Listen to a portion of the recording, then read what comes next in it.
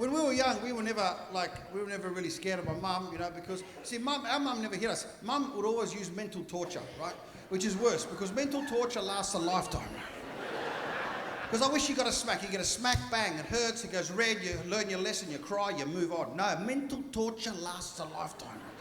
Because I had one of those, you know those mums that egg you on? No, keep it going.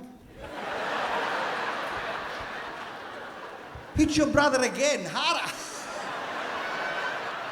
Because when your father get home, he's gonna kill you.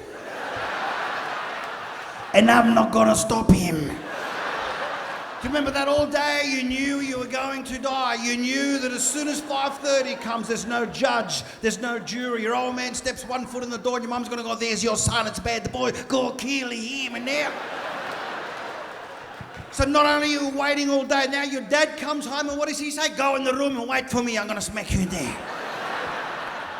It's like you're on death row. Now you've got to go to another chamber and you've got to wait and you're looking around. And the only thing you can see is a line of belts hanging up. And they're talking to you. You're going to cop it, pal. No, and you don't want to die, do you? So no, you don't want this to happen, so you've got to make it up to your mum, don't you? When she says your father's going to get home, he's going to kill you. You can't have this, Natalia. Do you understand? You don't want to die. So you've got to start cooking, cleaning, ironing, washing, mowing the lawn, praying, doing things you've never done in your life just to make it up to your mum. And when you're finished, what does she say? You think I forget?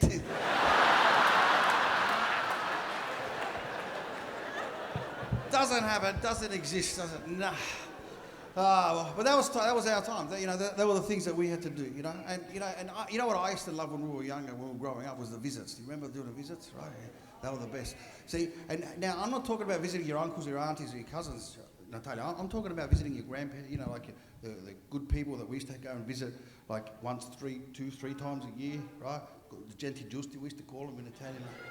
And how do you know? Very simply, because your mum gives you the warning speech before you go, right? It starts off with these two words in Italian. Listen to this, Pero te raccomando, right? Yeah.